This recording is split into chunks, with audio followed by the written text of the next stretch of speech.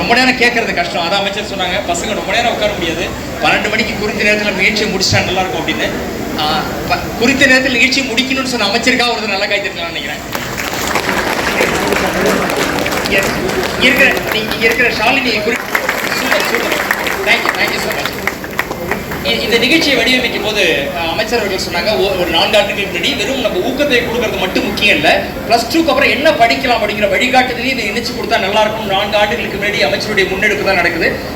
ஒரு 3 செய்திகளை உங்களோட பகிர்ந்துக்கணும் அப்படின்னு ஆசைப்படுறேன். +2 மட்டும் ஹேண்ட் ரைஸ் பண்ணுங்க. +2 முடிச்சவங்க. Super, thank you. யாரெல்லாம் நீட் எழுதுறீங்க? ஏற்பட்ட போட்டித் தேர்வுகள் இருக்கு அப்படின்னு தெரிஞ்சுக்கணும். அப்ப என்ன போட்டித் தேர்வு? ஜேஇ படிச்சா நீட் பண்ணா டாக்டர்கிட்ட போகலாம், ஜேஇ படிச்சா இன்ஜினியரிங் போகலாம், இன்னைக்கு போகலாம்னு சொல்றோம் இல்லையா? அது ஒரே ஒரு படிப்பை சொல்லணும்னு நினைக்கிறேன். அது 80 படிப்பு. யாருக்கெல்லாம் டிராயிங் நல்லா வரும் கை தூக்க முடியுமா? 10th +2 டிராயிங் நல்லா வரும், கிரியேட்டிவ் நல்லா வரும். சூப்பர், உங்களுக்கு நல்லா கை தட்டிக்கலாம். நல்லா வரும்னு சொன்னவங்களுக்கு நல்லா கை தட்டிக்கலாம். உதாரணத்துக்கு ஒரு படிப்பை சொல்லணும்னு நினைக்கிறேன். National institute of design NID அப்படின்னு ஒரு படிப்பு அகமதாபாத்ல இருக்கு. இந்தியாவில் 3 சென்டர்ல இருக்கு. யாருக்கெல்லாம் டிராயிங் நல்லா வருமோ, யாருக்கெல்லாம் கிரியேட்டிவ் வருமோ, நீங்க +2 முடிச்சுட்டு போய் கம்ப்யூட்டர் சயின்ஸ் படிக்காம NIDக்கான என்ட்ரன்ஸ் எக்ஸாம் எழுதி உள்ளார போனீங்கன்னா வெளியில வரும்போதே மாசம் 2 to 3 லட்சம் ரூபாய் சம்பளத்துக்கு எடுத்துக்க தயாரா இருக்காங்க. இன்னைக்கு போகோ சேனல்ல டிசைன் பண்றது யாரு? போகோ சேனலோட கார்ட்டூன்ஸ் டிசைன் பண்றது NIDல படிச்சவங்க.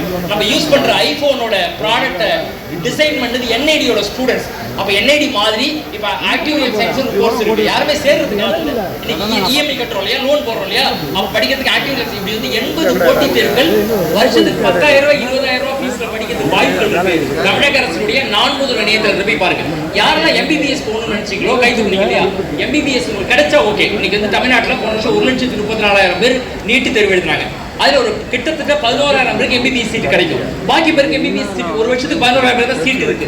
அதுல கிட்டத்தட்ட 6,000 பேருக்கு கவர்மெண்ட் காலேஜ்ல வருஷத்துக்கு 1 லட்சம் ரூபாய் ஃபீஸ்ல கிடைக்கும், இன்க்ளூடிங் ஹாஸ்டல். 20,000 தான் ஃபீஸ், ஹாஸ்டல்லாம் சேர்த்து வருஷத்துக்கு 1 லட்சம் ரூபாய் கவர்மெண்ட் காலேஜ்ல படிச்சிடலாம்.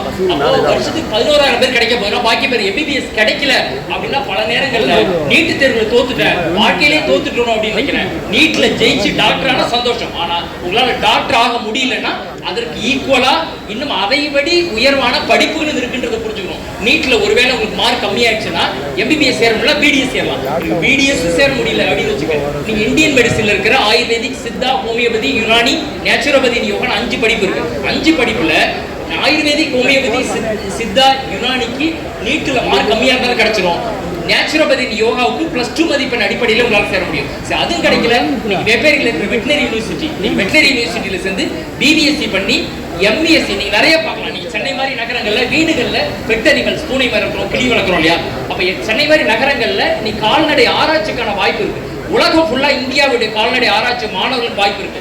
BBSc பண்ணி MSc பண்ணி போகலாம். கோயம்புத்தூர் வேளாண் பள்ளி கீழே இருக்கக்கூடிய 16 கல்லூரிகள் இருக்கக்கூடிய BSc horticulture, BSc agriculture, BSc food science, BSc food technology, BSc forestry மாதிரியான 9 வகையான இளங்கலை படிப்புகளை நீங்க கோயம்புத்தூர் அக்ரி யூனிவர்சிட்டியில பண்ணலாம். இப்படி இதெல்லாம் கூட இல்லைங்க, எனக்கு அதெல்லாம் கிடைக்கல அப்படின்னா கூட சாதாரணமா 2 படிப்பை நீங்க புரிஞ்சுக்கணும்.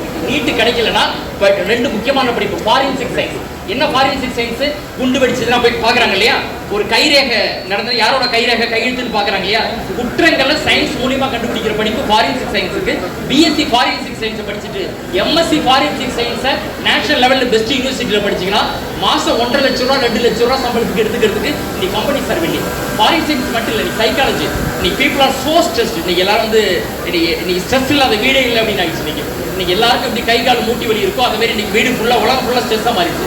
அப்போ BSc சைக்காலஜியை சென்னையில் இருக்கிற ஒரு காலேஜில் படிங்க, முடிச்சுட்டு MSc சைக்காலஜியை இந்தியாவில் இருக்கிற டாப் 3 யூனிவர்சிட்டியில் பண்ணீங்கன்னா இன்னைக்கு எல்லா காலேஜ், எல்லா கம்பெனி, எல்லா ஸ்கூல்லையும் கவுன்சிலிங் பண்ணுறதுக்கான சைக்காலஜி படித்த எக்ஸ்பர்ட்ஸ் 5 ஆண்டுகளில் லட்சக்கணக்கில் தேவை. அப்போ வெறும் டாக்டர் மட்டும்தான் படிப்பு இல்லை, இது எதுவுமே கிடைக்கல. ஆனால் மெடிக்கல் லைனில் போகணும்னு நினைக்கிறீங்களா? நம்முடைய மாண்புமிகு அமைச்சர் அவர்கள் தலைமையில் இயங்கக்கூடிய டாக்டர் MGR மருத்துவ பல்கலைக்கழகத்தில் ப்ரொஃபஷனல் கோர்ஸாக படிக்கிறதுக்கு physiotherapy, occupational therapy, B.Pharm nursing courses இருக்கு. அப்போ ஆக்குபேஷனல் தெரப்பி குறிப்பிட்டு கவனிக்கணும். இன்னைக்கு எப்படி பெரியவங்களுக்கு டயபெட்டிஸ், கேன்சர் அதிகமாகுதோ குழந்தைகளுக்கு ஆட்டிசம் நோய் ரொம்ப அதிகமாயிட்டு இருக்கு. அப்போ மூளை வளர்ச்சி இல்லை, பேச்சு வரல, ஆட்டிசம் குழந்தைகளுக்கு கை கால் வழியா உடல் அசைவுகள் மூலியமா நரம்பு செல்லை ஆக்டிவேட் பண்ணி அது மூலியமா குணப்படுத்தக்கூடிய தேவை ஆயிரக்கணக்கான ஆக்குபேஷனல் தெரபிஸ்ட் ஓன் கிளினிக் போட்டு நீங்க பண்ணலாம். அதுக்கு பிசியோதெரபிக்கும் ஆக்குபேஷன் தெரபிக்கும் ஃப்ரெண்ட்ஸை நீங்க டாக்டர்னு பேர் போட முடியும். அப்போ ஆக்குபேஷன் தெரப்பி டாக்டர் எம்ஜிஆர் மருத்துவ பல்கலைக்கழகத்தின் கீழே இருக்கக்கூடிய கல்லூரிகள் கொடுக்குது. சரி, இதெல்லாம் வந்து physiotherapy, occupation therapy, B Pharm, Pharm D, nursing இதெல்லாம் தெரிஞ்ச படிப்பு. இதெல்லாம் இல்லாம 20 வகையான படிப்புகளை டாக்டர் எம்ஜிஆர் மருத்துவ பல்கலைக்கழகம் வாங்குது. BSc accident emergency care, BSc emergency technician, BSc ICU technician, BSc ophthalmology, BSc radiology அப்படின்னு இன்னைக்கு 20 வகையான யூஜி படிப்புகளை, 9 வகையான டிப்ளமா படிப்புகள், 29 படிப்புகளும் டாக்டர் எம்ஜிஆர் மருத்துவ பல்கலைக்கழக வெப்சைட்ல போனீங்கன்னா அகாடமிக் கோர்ஸ் கீடு இருக்கு. இதுல நீங்க அப்ளை பண்ணி +2 மதிப்பெண் அடிப்படையில் போகலாம். இதெல்லாம் மெடிசன் சார்ந்து. சரி, மெடிசனே இல்லை அப்படின்னு இன்ஜினியரிங் சைட்ல போகணும்னா இன்னைக்கு பெரிய சந்தேகம், கம்ப்யூட்டர் சயின்ஸ் படிக்கலாமா வேணாமா, ஏஐ படிக்கலாம். எத்தனை பேர் டவுட் இருக்கு ஏஐ போலாமா வேணாமான்னு? பெரிய குழப்பம் நினைக்கலாம். கேட்குறேன் 10 பேர் 9 பேர் அதான் கேட்குறாங்க. 2 கேள்வி விடை சொல்லி முடிக்கும்னு நினைக்கிறேன். இன்னைக்கு வெறும் கம்ப்யூட்டர் சயின்ஸ் படிச்சா வேலை கிடைக்குமா கிடைக்காதா? கம்ப்யூட்டர் சயின்ஸ் படிச்சா 100% வேலை கிடைக்கும். ஆனா இதர படிப்புகள் படிச்சா வேலை கிடைக்காதுன்னு மைண்ட் செட்ல தயவு செஞ்சு வெளியில வந்துருங்க. ஏன் இதை சொல்றேன்? நிறைய பேர் கம்ப்யூட்டர் சயின்ஸ் தான் வேணும்னு தரம் கட் ஆஃப் 160 இருக்கு, 150 இருக்குன்னா தரம் குறைவான ஒரு கல்லூரியில் போய் கம்ப்யூட்டர் சயின்ஸ் எடுக்கிறோம். இங்க இருக்கிற தம்பி தங்களுக்கு ஒரே ஒரு வேண்டுகோள், கோர்ஸ் முக்கியமா காலேஜ் முக்கியமானா காலேஜ் தான் முக்கியம். கோர்ஸ் முக்கியமா காலேஜ் முக்கியம். கல்லூரி இன்ஸ்டிடியூஷன் அடிப்படையில் தெரியுங்க. உதாரணத்துக்கு நீங்க ரேங்க் லிஸ்ட் ஃபில் பண்ணும்போது நீங்க 50 காலேஜ் ரேங்க் லிஸ்ட் எடுத்து வச்சிருக்கீங்க, 1 2 3 4 5ன்னு. உங்களுக்கு 4வது ரேங்க்ல இருக்கிற காலேஜ்ல ட்ரிபிள் தான் கிடைக்குது. 40வது ரேங்க்ல காலேஜ்ல கம்ப்யூட்டர் சயின்ஸ் கிடைக்குன்னா தயவு செஞ்சு 4வது ரேங்க்ல காலேஜ்ல எடுங்க. ஏன்னா தரமான கல்லூரிகள்